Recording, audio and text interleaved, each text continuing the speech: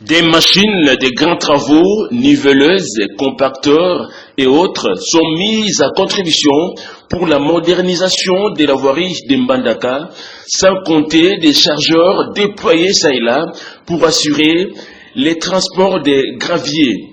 Ce qui produit comme résultat la disparition totale des nids de poules et des reliefs suite au rechargement de la chaussée dans toutes les artères de la ville. Désormais, des motards peuvent rouler sans craindre des crevaisons à répétition de leurs pneus ainsi que des accidents. Le gouverneur de l'Équateur, Bobo Boloko, maître d'ouvrage, passe l'éclair de son temps à visiter différents chantiers en communion avec sa base.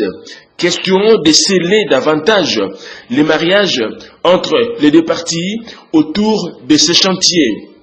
Même des carrières constituent la cible des visites de l'autorité provinciale.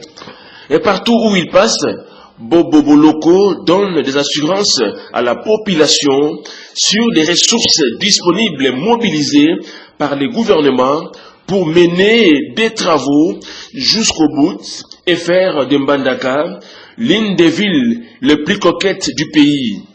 La route Mbandaka-Bikoro, longue de 128 km, a aussi été visitée au niveau de quelques ponts en réhabilitation en vue de l'évacuation rationnelle des eaux des pluies. Il en est de même pour l'inspection des caniveaux en érection dans la ville. Aucun détail n'est mis à côté. Même des pièces de rechange pour assurer la maintenance des machines sont dans le viseur de l'autorité provinciale.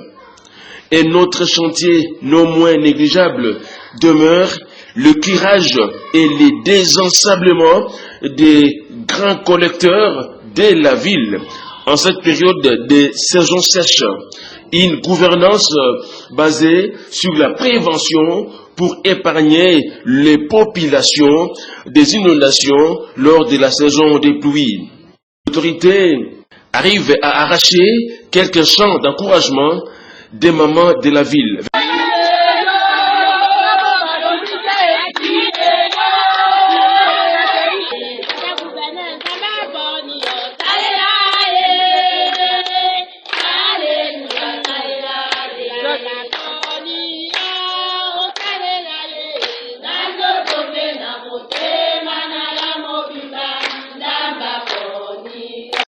Pour boucler ce chapitre, l'aéroport d'Mbandaka, longtemps relégué dans les oubliettes, vient d'être doté des baluseurs portatifs suite aux efforts de plaidoyer lancés par le gouverneur Bobo Boloko, ce qui permet désormais aux aéronefs d'atterrir à l'aéroport d'Mbandaka la nuit.